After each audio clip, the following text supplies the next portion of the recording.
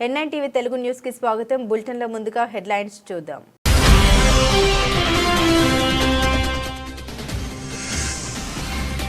అన్నమయ్య జిల్లాలో సీఎం చంద్రబాబు పర్యటన. చిన్నమండెం మండలం దేవగుడిపల్లిలో గృహ ప్రవేశాల కార్యక్రమంలో పాల్గొన్న సీఎం.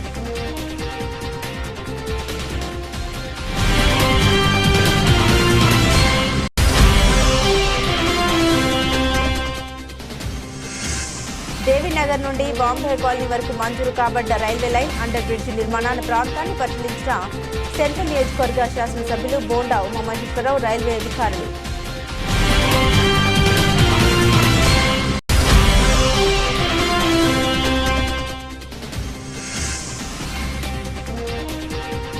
నాగవంశ పెద్దలు యువత ఆధ్వర్యంలో నవంబర్ 16న కొత్తూరు తాడేపల్లిలో మాజీ ఎమ్మెల్సీ బుద్ధ వెంకన్న తోటలో కార్తీక వన సమరాధన.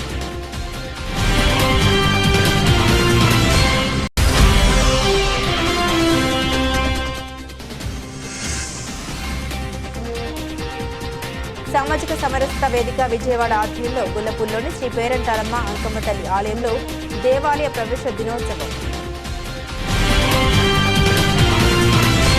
అండర్ రైల్ బ్రిడ్జ్ నిర్మాణం వల్ల ప్రజల జీవితాల్లో సానుకూల మార్పు వస్తోందని సెంట్రల్ ఎమ్మెల్యే బోండా ఉమామహేశ్వరరావు వెల్లడించారు. 24 కోట్ల రూపాయల వ్యయంతో 6 రైల్వే అండర్ బ్రిడ్జిల నిర్మాణ పనుల్ని ప్రారంభించనున్నట్లు స్పష్టం చేశారు. నిర్మాణ పనుల్ని త్వరితగతిన పూర్తి చేసి ప్రజలకు అందుబాటులోకి తీసుకొచ్చేందుకు కృషి చేస్తామన్నారు. దేవినగర్ నుండి బాంబే కాలనీ వరకు మంజూరు కాబడ్డ రైల్వే లైన్ అండర్ బ్రిడ్జి నిర్మాణ ప్రాంతాన్ని సెంట్రల్ నియోజకవర్గ శాసనసభ్యులు బోండా ఉమామహేశ్వరరావు, రైల్వే అధికారులు, ఏఈడీలతో కలిసి పరిశీలించారు. నిర్మాణ విధానాన్ని ఎమ్మెల్యే అధికారులను అడిగి తెలుసుకున్నారు. త్వరితగతిన నిర్మాణ పనులు పూర్తి చేసి అందుబాటులోకి తీసుకురావాలన్నారు. ఈ సందర్భంగా అధికారులకు పలు సూచనలు చేశారు.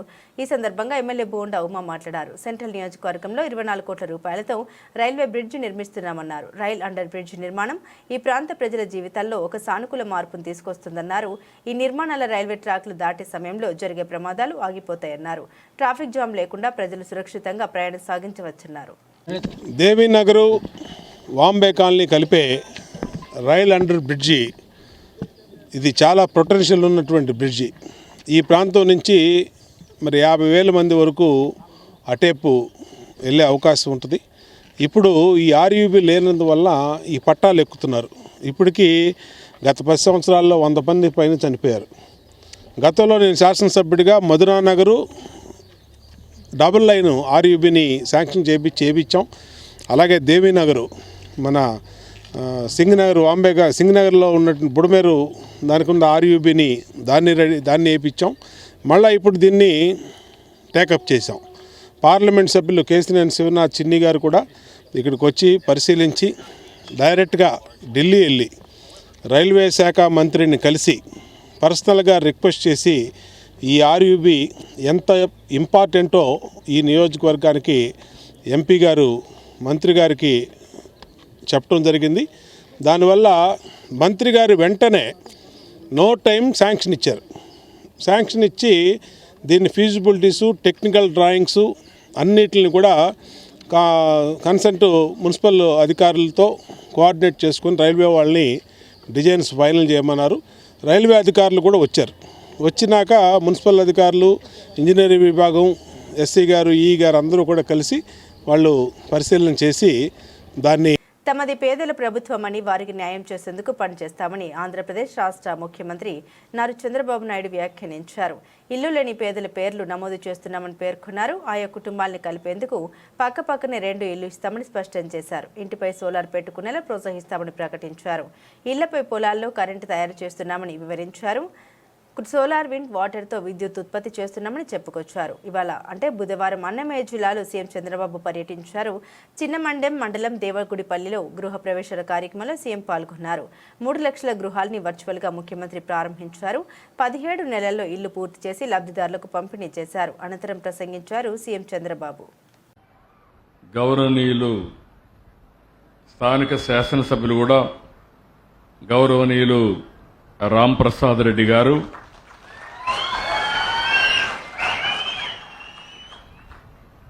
ఈరోజు ఈ కార్యక్రమానికి బాగా కష్టపడి పనిచేసిన వ్యక్తి, సహచర మంత్రివర్గ సభ్యులు, హౌసింగ్ మినిస్టర్ అయినటువంటి పార్థసారథి గారికి, ప్లానింగ్ బోర్డ్ చైర్మన్ గౌరవనీయులు జనార్దన్ రెడ్డి గారు, గవర్నమెంట్ విప్ అయినటువంటి అరవల శ్రీధర్ గారు, chairman AP housing board Battula తాతయ్య బాబు గారు, ఈరోజు ఇక్కడికి వచ్చినప్పుడు ఇండ్లు పూర్తి చేసుకున్నటువంటి శ్రీమతి హేమలత గారు, శ్రీమతి ముంతాజ్ గారు, చాలా సంతోషం. వాళ్ళిద్దరూ ఇండ్లు పూర్తి చేసుకుని ఈరోజు గృహప్రవేశం చేసే ఈ రోజున వాళ్ళని ఆశీర్వదించి వాళ్ళకు అన్ని శుభం కలగాలని మనస్ఫూర్తిగా ఆకాంక్షిస్తున్నా. వారిద్దరికి కూడా అభినందనలు. వీరే కాకుండా ఈరోజు రాష్ట్రంలో కొత్తగా శాంక్షన్ అయినటువంటి హౌస్ శాంక్షన్ చేశాం. అంజనమ్మ, ఈవిడ కూడా ఈ ఊరే ఎరుకల కులం. ఆ అమ్మాయికి కూడా ఈరోజు ఇల్లు ఇచ్చాం. ఆ అమ్మాయికి కూడా అభినందనలు. తొందరలోనే ఇల్లు పూర్తి చేసి మళ్ళీ ఈ గవర్నమెంట్ ఉండంగానే మీకు గృహప్రవేశం చేసే బాధ్యత, చేయించే బాధ్యత ఈ ప్రభుత్వం తీసుకుంటుంది. చిత్తూరు తాడేపల్లిలో నాగవంశ పెద్దలు యువత ఆధ్వర్యంలో నవంబర్ 16న పెద్ద ఎత్తున వన సమరాధన నిర్వహిస్తున్నట్లు నాగవంశ సంక్షేమ మరియు అభివృద్ధి కార్పొరేషన్ చైర్మన్ ఎర్రబోతు రమణారావు తెలిపారు. వన సమరాధన నిమిత్తం రమణారావు కమిటీ సభ్యులకు 10 లక్షల విరాళం చెక్కు రూపంలో అందించారు. ఈ కార్యక్రమానికి రాజకీయాలకు అతీతంగా సామాజిక ఐక్యత కోసం నిర్వహిస్తోందని ఆయన స్పష్టం చేశారు. నాగవంశ పెద్దలు యువత ఆధ్వర్యంలో నవంబర్ 16న కొత్తూరు తాడేపల్లిలో మాజీ ఎమ్మెల్సీ బుద్ధ వెంకన్న తోటలో కార్తీక వన సమరాధన ఘనంగా నిర్వహించనున్నట్లు నాగవంశ సంక్షేమ మరియు అభివృద్ధి కార్పొరేషన్ చైర్మన్ ఎర్రబోతు రమణారావు తెలిపారు. విజయవాడ రాజరాజేశ్వరిపేటలోని కార్యాలయంలో ఆయన వనభోజనాల పోస్టర్ను ఆవిష్కరించి కమిటీ సభ్యులకు 10 లక్షల చెక్కును అందించారు. ఈ సందర్భంగా రమణారావు మాట్లాడారు. రాష్ట్ర వ్యాప్తంగానే కాకుండా హైదరాబాద్ నుండి కూడా నాగవంశ సోదరులు పాల్గొననున్నారని తెలిపారు. ఈ సందర్భంగా ఇటీవల నియమితులైన నాగవంశ కార్పొరేషన్ 14 మంది డైరెక్టర్లను సన్మానించనున్నట్లు తెలిపారు. నాగవంశానికి సంబంధించిన కమ్యూనిటీ హాల్ నిర్మాణం, బీసీ రుణాలు, రాజధాని అమరావతిలో స్థల కేటాయింపు వంటి అంశాలని ప్రభుత్వం దృష్టికి తీసుకెళ్తామని వెల్లడించారు. ఈ కార్యక్రమం రాజకీయాలకు అతీతంగా సామాజిక ఐక్యత కోసం నిర్వహిస్తోందని ఆయన స్పష్టం చేశారు. నాగవంశ పెద్దలు మరియు యువత ఆధ్వర్యంలో కార్తీక వన సమారాధన కార్యక్రమాన్ని 16/11/2025న తేదీన కొత్తూరు తాడేపల్లి గౌరవనీయులు పెద్దలు బుద్ధ వెంకన్న ఎమ్మెల్సీ గారు, మాజీ ఎమ్మెల్సీ గారి తోటలో జలపతలు పెట్టాం. దీనికి విజయవాడ నగరంలో ఉన్నటువంటి నాగవంశ కులస్తులే కాదు, రాష్ట్రం నలుమూలల నుండి కూడా పెద్దలందరం కూడా ఆహ్వానిస్తూ ఉన్నాం. దాంట్లో భాగంగా మొన్న కార్పొరేషన్ చైర్మన్గా నేను ఎన్నిక కాబడిన తర్వాత 3 నెలలైనా సరే డైరెక్టర్ పడలేదు. మొన్న డైరెక్టర్లు కూడా మా 15 మందిలో 14 మందిని డైరెక్టర్లు కూడా ప్రకటించారు. వారందరిని కూడా పిలిచి వారికి కూడా గౌరవం ఇవ్వాలని చెప్పేసి మేము భావిస్తూ ఉన్నాం. దాంట్లో హైదరాబాద్ నగరంలో ఉన్నటువంటి నాగవంశ కులస్తులను కూడా ఆహ్వానిస్తూ ఉన్నాం.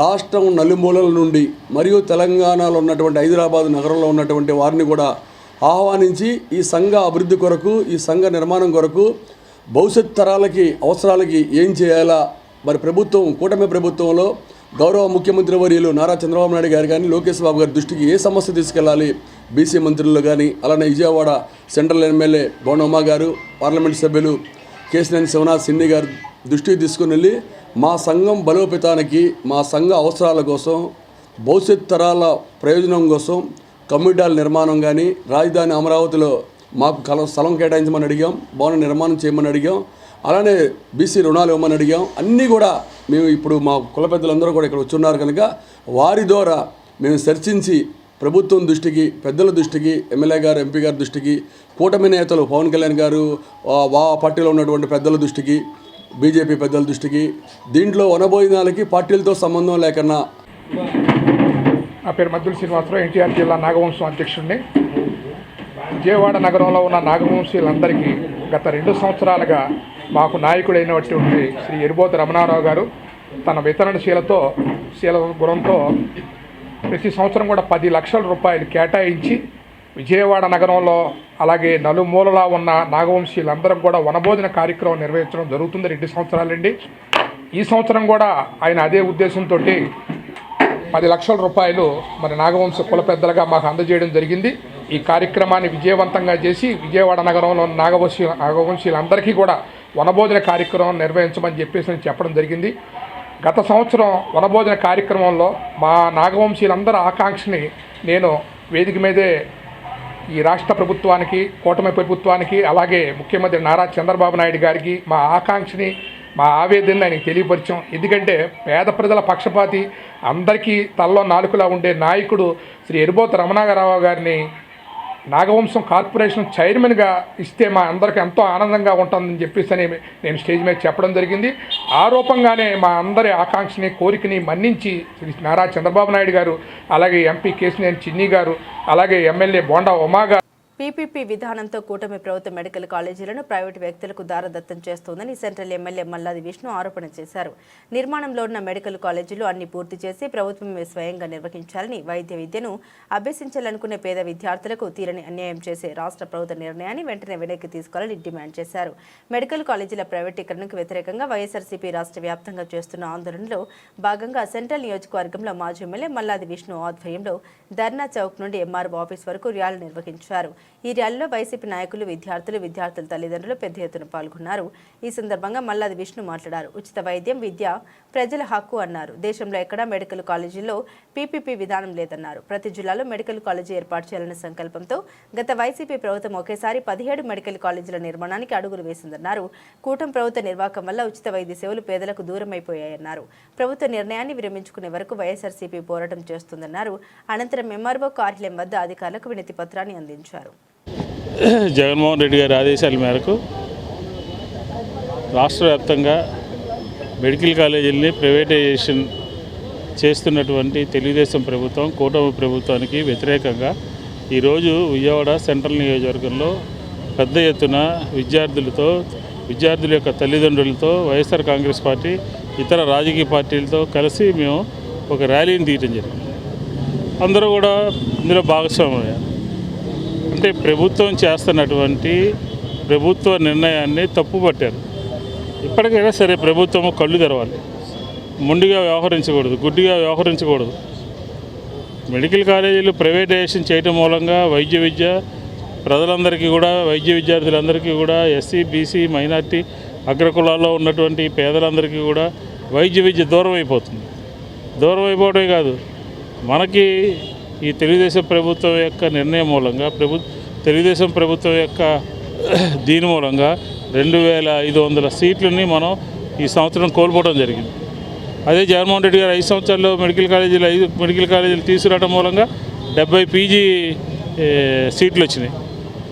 అలాగే ఇన్ఫ్రాస్ట్రక్చర్ని ఈ రాష్ట్ర ప్రభుత్వం ఏం చేస్తుంది? 2,50,00,000 కోట్ల రూపాయలు అప్పు చేసింది.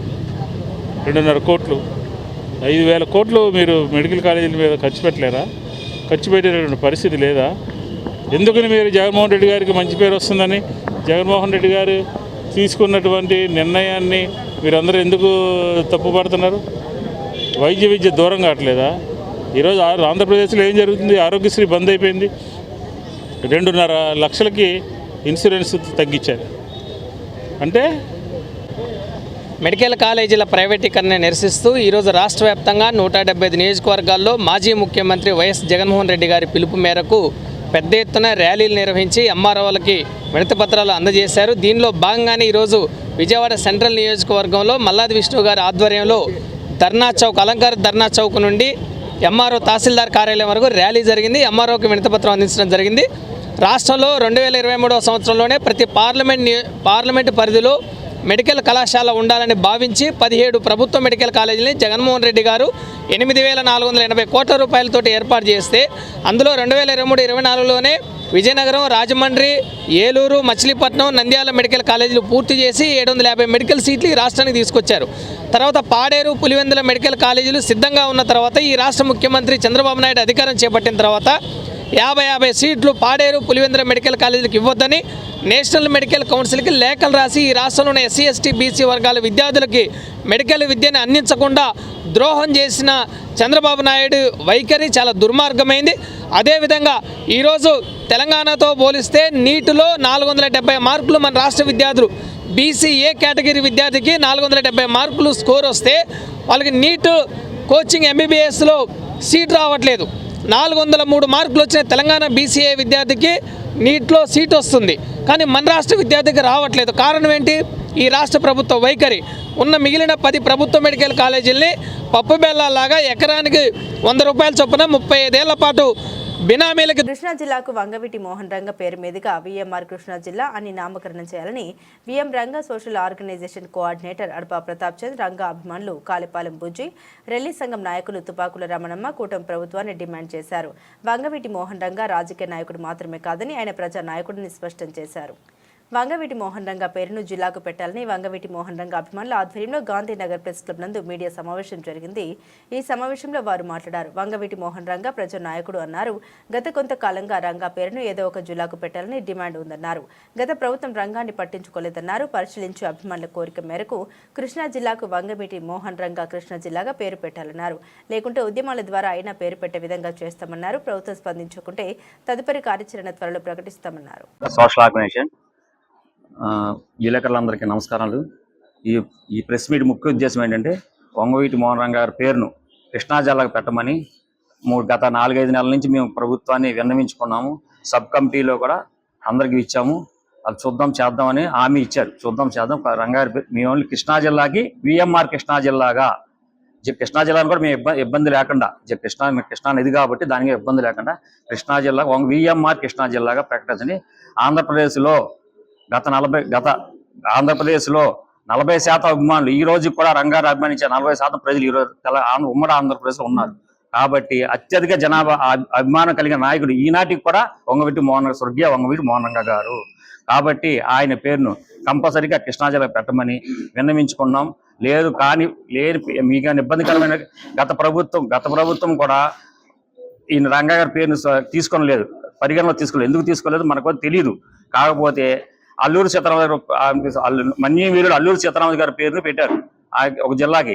ఆ జిల్లాని అల్లూరు సీతారామరాజు చంపిన అతను బ్రిటిష్ రోదర్ఫర్డ్ చంపిన అతను కన్యాగన్ హనుమంతు గారు. ఆయన జిల్లాని పల్నాడు జిల్లాకి పెట్టమని కూడా మేము డిమాండ్ చేస్తున్నాం. అలాగే మచిలీపట్నం హెడ్ క్వార్టర్ ఉన్న కృష్ణా జిల్లాకి పెట్టాలని రంగా గారి అభిమానులందరూ కోరడం జరుగుతుంది. ఈ విషయాన్ని ఒక సబ్ కమిటీ వేసి ఆ మినిస్టర్లు అందరూ కలిసి ఈ రోజున క్యాబినెట్ మీటింగ్ పెట్టి అనౌన్స్ చేస్తాం, చేర్పులు మార్పులు అనడం జరిగింది. దానివల్ల మా డిమాండ్ని ఇంకొకసారి ప్రభుత్వం దృష్టికి తీసుకెళ్లాలనే ఉద్దేశంతో మేము ఇవాళ ఇక్కడ ఇది పెట్టడం జరిగింది. ముందుగా మా అభిప్రాయాలు మీ అందరితో షేర్ చేసుకుని ఇది గవర్నమెంట్ దృష్టికి తీసుకెళ్లాలనేది మా ఉద్దేశం. అలాగే ముందుగా సోదరుడు విక్కీ మాట్లాడవలసింది కోరుతున్నాను.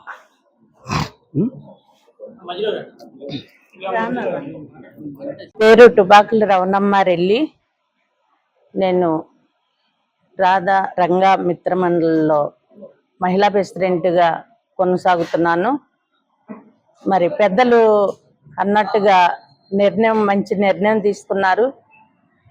కానీ మన రంగా గారు తక్కువ వ్యక్తి కాదు. ఎందుకంటే మేము చిన్నప్పటి నుంచి చూస్తున్నాం. మా తల్లిదండ్రులు కూడా ఫస్ట్ మా నాన్నగారు కృష్ణా జిల్లా నుంచి ఇక్కడికి వచ్చి రంగాగారి దగ్గరికి రావటం జరిగేది, వెళ్తాం జరిగేది. మేము చిన్నప్పటి నుంచి చూస్తున్నాం. కానీ రాష్ట్రం మొత్తం కూడా ఆయన లేని అభిమానులు ఎవరూ లేరు. కానీ అంత మంచి పలుకుబడితో ఎక్కువగా ఎస్సీ, ఎస్టీ, బీసీ, మైనార్టీ వర్గాలతో, పేద వర్గాలతో ఆయన కొనసాగాడు.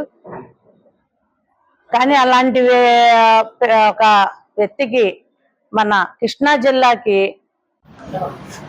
ఈ సమావేశానికి హాజరైన పత్రికా విలేకరు సోదరులకు మరియు మిగతా రాధారంగా మిత్ర మండలి సభ్యులకు నా హృదయపూర్వక ధన్యవాదాలు తెలియజేస్తున్నాను.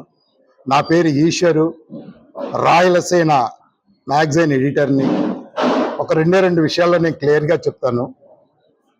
వంగవీటి మోహన రంగ ఆయన ప్రజానాయకుడు. ఆ విషయం ఎంతమంది చెప్పినా, ఎన్నిసార్లు చెప్పినా అది నగ్న సత్యం. ఆయన ఎమ్మెల్యేగా చేసింది కేవలం 3 సంవత్సరాలు మాత్రమే.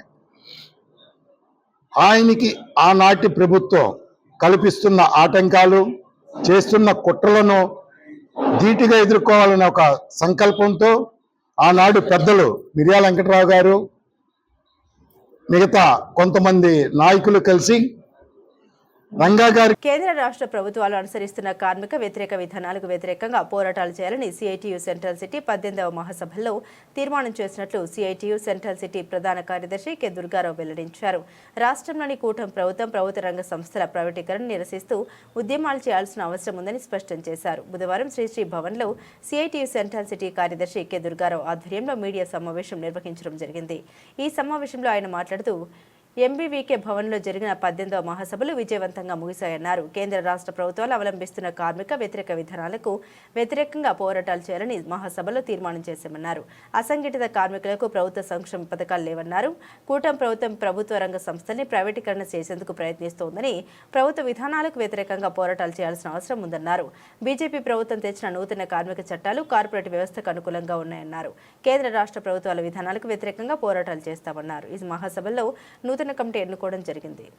నిర్ణయాలకు వ్యతిరేకంగా పెద్ద ఎత్తున చర్చ జరుగుతుంది. ఆ చర్చల్లో జరగబోయే చర్చల్ని సారాంశాన్ని ఏంటంటే తీసుకొని భవిష్యత్తులో ఉద్యమాన్ని ముందుకు తీసుకెళ్తామని చెప్పేసి ఈ సందర్భంగా తెలియజేస్తున్నాం. దాంతోపాటు ఈ మహాసభలో కొన్ని తీర్మానాలు చేయడం జరిగింది. ఇవాళ ముఠా కార్మికులందరికి కూడా కూల్ రేట్లు పెంచాలని చెప్పని, ఇవాళ ఆటో కార్మికులకి మహిళలకి ఉచిత బస్సు పెట్టిన తర్వాత ఇవాళ ఆటో కార్మికులంతా కూడా జీవనోపాధి కోల్పోయి పూర్తిగా వాళ్ళ కుటుంబాలు రోడ్లు పడ్డాయి. అందుకనే ప్రతి ఒక్క ఆటో డ్రైవర్కి తెలుగుదేశం కూటమి ప్రభుత్వం ఇచ్చిన వాగ్దానం ప్రకారం 25,000 రూపాయలు ఇవ్వాలని చెప్పని, అట్లాగే షాపు రంగంలో మహిళలు కూర్చోవడానికి అవకాశం లేకపోవడం వల్ల ఈరోజు మహిళలు అనారోగ్యానికి గురవుతున్నారు. అందుకని కూర్చోడానికి అవకాశం కల్పించాలని, బిల్డింగ్ రంగ కార్మికులకి సంక్షేమ బోర్డు ఏర్పాటు చేయాలని చెప్పని, హోటల్ రంగంలో ఉన్న కార్మికులందరికీ అపాయింట్మెంట్ ఆర్డర్ ఇచ్చి కనీస వేతనాలు ఇవ్వాలని చెప్పని, ఇవాళ మున్సిపల్ రంగంలో వాళ్ళ కార్మికులు వెట్టి చాకరీ చేస్తున్నారు తప్ప వాళ్ళకి కనీస వేతనాలు లేవు. అలాగే ఉద్యోగ భద్రత లేదు. ఉద్యోగ భద్రత కల్పించాలని చెప్పని నిన్న మహాసభలో తీర్మానాలు చేయడం జరిగింది. తర్వాత అనంతరం మహాసభలో మొత్తం 42 మందితో కమిటీ ఏర్పడింది. దీంట్లో ఆఫీస్ బేరర్స్గా 15 మందిని ఆఫీస్ బేరర్స్గా ఎన్నుకోవడం జరిగింది. కూటమి ప్రభుత్వం పీపీపీ పేరుతో 10 మెడికల్ కాలేజీల ప్రైవేటీకరణకు ప్రభుత్వం చేస్తున్న ప్రయత్నాన్ని విరమించాలని వైఎస్ఆర్సీపీ పశ్చిమ నియోజకవర్గ ఇన్ఛార్జ్ వెల్లంపల్లి శ్రీనివాస్ డిమాండ్ చేశారు. గత ఏడాది 750 ఎంబీబీఎస్ సీట్లు సమకూర్చాల్సి ఉన్న చంద్రబాబు ప్రభుత్వ కక్షపూరిత విధానాలతో 700 సీట్లు కోల్పోయామన్నారు. ప్రభుత్వం తక్షణమే తన నిర్ణయాన్ని వెనక్కి తీసుకుని నిర్మాణంలో ఉన్న మెడికల్ కళాశాలల్ని పూర్తి చేసి అన్నింటినీ ప్రభుత్వమే నిర్వహించాలన్నారు. ప్రభుత్వ మెడికల్ కాలేజీల ప్రైవేటీకరణ నిర్ణయాన్ని వ్యతిరేకిస్తూ వైఎస్ఆర్ కాంగ్రెస్ పార్టీ రాష్ట్ర వ్యాప్తంగా చేపట్టిన కోటి సంతకాల సేకరణ కార్యక్రమంలో భాగంగా విజయవాడ పశ్చిమ నియోజకవర్గంలో ఆ పార్టీ ఆధ్వర్యంలో నిరసన ప్రదర్శన నిర్వహించారు. వైఎస్ఆర్సీపీ పశ్చిమ నియోజకవర్గ ఇన్ఛార్జ్ పీఏసీ సభ్యులు వెల్లంపల్లి శ్రీనివాసరావు ఆధ్వర్యంలో నాయకులు కార్యకర్తలు భవానీపురం నుండి ఎంఆర్ఓ కార్యాలయం వరకు ర్యాలీ నిర్వహించారు. అనంతరం పశ్చిమ మండల ఎంఆర్ఓకు వినతి పత్రం అందించారు.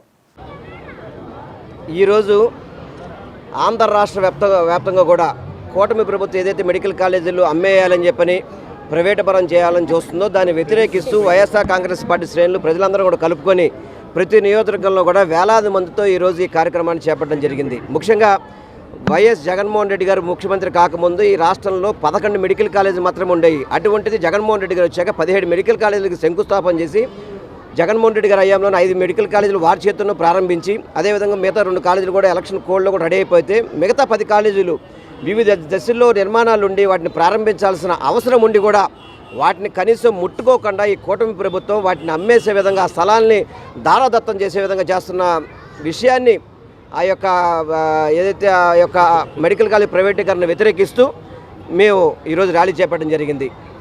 ఈ ర్యాలీతో కాదు, ఇప్పటికే కోటి సంతకాల సేకరణ చేపట్టాం. విజయవాడ పశ్చిమ నియోజకవర్గంలో సర్వేగంగా కోటి సంతకాల సేకరణ జరుగుతుంది. అదేవిధంగా ఈరోజు ఎంఆర్ఓకి మేము మెమోరాండం ఇస్తాము, మీరు విత్డ్రా చేసుకోవాలి మెడికల్ కాలేజ్ ప్రైవేటీకరణ అని చెప్పని. నియోజకవర్గంలోన మా మాజీ మంత్రివర్యులు వెల్లంపల్లి శ్రీనివాసరావు గారు ఆధ్వర్యంలోన ఎమ్మెల్సీ రాహుల్లా గారు, కార్పొరేటర్లు, చైర్మన్లు, వివిధ విభాగాల పార్టీ నాయకులు, కార్యకర్తలు అందరితో కలిసి ఈరోజు ఏదైతే 17 కాలేజీల ప్రైవేటీకరణ ఉందో ఆ ప్రైవేటీకరణ ఆపేంత వరకు వైఎస్ఆర్సీపీ పార్టీ పోరాడుతూనే ఉంటాము. ఈ పోరాటంలోన మేము ఎలాంటి రాజీకి రాము.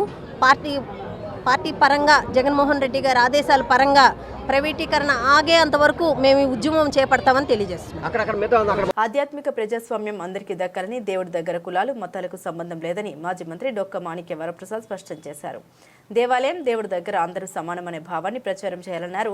దేవాలయ ప్రవేశ కార్యక్రమాన్ని ప్రతి సంవత్సరం ఉద్యమంగా కొనసాగించాలని సామాజిక సమరసత వేదిక నిర్వాహకుల్ని డొక్కా కోరారు. సామాజిక సమరసత వేదిక విజయవాడ ఆధ్వర్యంలో గొల్లపుల్లోని శ్రీ పేరంటాలమ్మ అంకమ్మ తల్లి ఆలయంలో దేవాలయ ప్రవేశ దినోత్సవం ఘనంగా నిర్వహించారు. ఈ కార్యక్రమానికి ముఖ్య అతిథిగా మాజీ మంత్రి డొక్క మాణిక్య వరప్రసాద్ హాజరయ్యారు. ఈ సందర్భంగా మాణిక్య వరప్రసాద్ మాట్లాడారు. ఆధ్యాత్మిక ప్రజాస్వామ్యం అందరికీ దక్కాలని, దేవుడి దగ్గర కులాలు మతాలకు సంబంధం లేదని స్పష్టం చేశారు. అందరూ దేవుడిని దర్శించుకునే అవకాశం రావాలని ఆకాంక్షించారు. ఈ సమాజంలో ఇంకా దళితుల్ని అస్పృశ్యులుగా చూసే మీరు ఎక్కువ మీరు తక్కువ అనే భావన ఇంకా మిగిలి ఉందని, ఆ అస్పృశ్యతను పోగొట్టుకోవాల్సిన అవసరం ఉందని ఉద్ఘాటించారు. దేవాలయం దేవుడి దగ్గర అందరూ సమానం అనే భావాన్ని ప్రచారం చేయాలన్నారు. దళితులు 140 కోట్ల మంది భారతీయులు ఒకే భావనతో ఉండాలని పిలుపునిచ్చారు. 1936 నవంబర్ 12వ తారీఖున అప్పటి కేరళ మహారాజా వారు సమరసత దినోత్సవం కింద సమాజంలో ఉన్న అన్ని వర్గాలు కూడా హిందూ దేవాలయ ప్రవేశాలు ఉన్నాయి, అందరూ రావచ్చు అని చెప్పి ఆ రోజున వారు నిర్ణయించి ఆ కార్యక్రమాన్ని కేరళలో చేపట్టడం జరిగింది. ఈరోజు భారతదేశ వ్యాప్తంగా కూడా అన్ని చోట్ల ఈ కార్యక్రమాన్ని నిర్వహించడం జరుగుతూ ఉంది.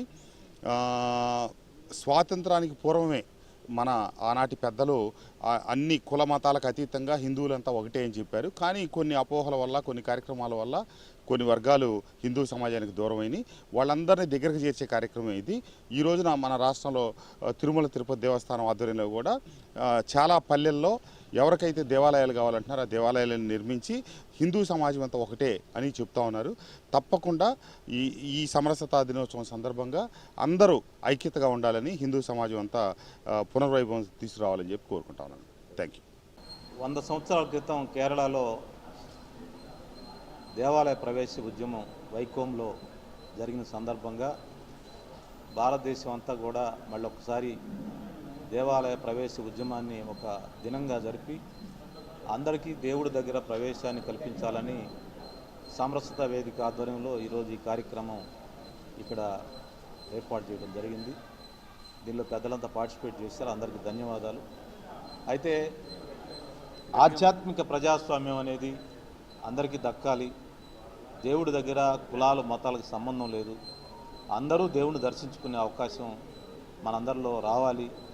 సమాజంలో ఇంకా కూడా మీరు ఎక్కువ మీరు తక్కువ, ఆ కులం వాళ్ళు ఈ కులం వాళ్ళు దళితులని కొంతమందిని ఇంకా అస్పృశ్యులుగా చూస్తూ ఉన్నారు. అస్పృశ్యత అనేది ఇంకా మిగిలి ఉంది సమాజంలో. ఆ అస్పృశ్యతను పోగొట్టుకోవాలి, మనసులోంచి ఆ భావాన్ని తీసేయాలి. దేవాలయం దేవుడి దగ్గర అందరూ సమానం అనే భావాన్ని మనం ప్రచారం చేయాల్సిన అవసరం ఉందనేది ఈ సందర్భంగా ఒకసారి మననం చేసుకొని ఆ విధంగా చేసినట్లయితే భారతదేశానికి మంచి భవిష్యత్తు ఉంటుంది. అందరూ దళితులు దళితేతరులు అందరూ కలిసి ఇంటిగ్రేట్ అయ్యి ఇటు అభివృద్ధిలోనూ ఇటు ఆధ్యాత్మికతలో అందరం కలిసి ఉన్నట్లయితే దేశంలో ఐక్యత పెరుగుతుంది. దేశం అంతా 140 కోట్ల మంది ఒకే భావనతో ఉంటే బాగుంటుందనేది దీని యొక్క ఉద్దేశం. దీన్ని ఒక ఉద్యమంగా స్వీకరించి ఇంకా అవసాన దశలో ఇంకా చాలామందికి ఆ అభిప్రాయాలు ఉన్నాయి, పాత అభిప్రాయాలు ఉన్నాయి. చాలా ఊళ్ళల్లో దేవాలయ ప్రవేశాలను దళితులకు నిరాకరిస్తూ ఉన్నారు. కర్నూలు జిల్లాలో చాలా సంఘటనలు జరుగుతూ ఉన్నాయి, చిత్తూరులో జరుగుతూ ఉన్నాయి, అనంతపూర్లో జరుగుతూ ఉన్నాయి. దీని మీద గుంటూరు లాంటి చోట కూడా కొన్ని మారుమూల ప్రాంతాల్లో ఉన్నాయి. చాలా రాష్ట్రంలో చాలా చోట్ల ఉన్నాయి. శ్రీకాకుళం, విజయనగరం, ఈస్ట్ వెస్ట్ గోదావరి జిల్లాల్లో కూడా చాలా ప్రాంతాల్లో ఉన్నాయి. దీని మీద అందరూ సమాజంలో ఉన్న పెద్దలందరూ కూడా మాట్లాడుకొని ఈ దేశం భవిష్యత్తులో ఇది చాలా ఇంపార్టెంట్, దేశం బాగుండాలంటే అందరికీ దేవాలయ ప్రవేశం ఉండాలి అనే ఒక మహాత్మా గాంధీ గారు ఏదైతే చెప్పాడో అస్పృశ్య నివారణ కోసం ఏ విధంగా అయితే ఆ రోజు ఆ మహానుభావుడు ఎంత కృషి చేశాడో, అంబేద్కర్ గారు ఏ విధంగా పోరాటం చేశాడో అవన్నీ ఒకసారి మననం చేసుకొని దాన్ని ముందుకు తీసుకెళ్లాలనే ఒక సంకల్పంతో ఈరోజు ఈ కార్యక్రమం చేశారు. ఇది బాగా జరగాలి, ప్రతి సంవత్సరం దీన్ని ఒక ఉద్యమంగా చేయాలని చెప్పి నిర్వాహకులకి నా మనవిగా విజ్ఞప్తి చేస్తాను. బులెటిన్ ముగించే ముందు హెడ్లైన్స్ మరోసారి.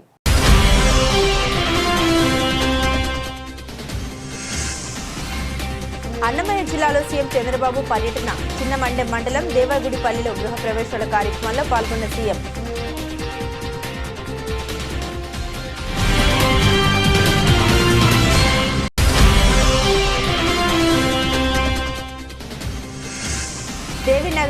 బాంబే కాలనీ వరకు మంజూరు కాబడ్డ రైల్వే లైన్ అండర్ బ్రిడ్జి నిర్మాణాల ప్రాంతాన్ని పరిశీలించిన సెంట్రల్ నియోజకవర్గ శాసనసభ్యులు బోండా ఉమామహేశ్వరరావు, రైల్వే అధికారులు.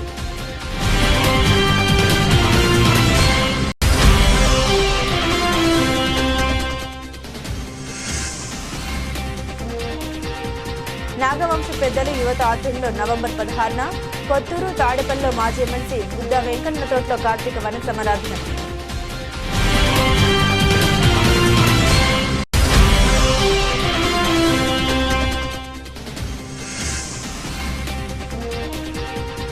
సామాజిక సమరసత వేదిక విజయవాడ ఆధ్వర్యంలో గుల్లపూల్లోని శ్రీ పేరంటారమ్మ అంకమ్మ తల్లి ఆలయంలో దేవాలయ ప్రవేశ దినోత్సవం.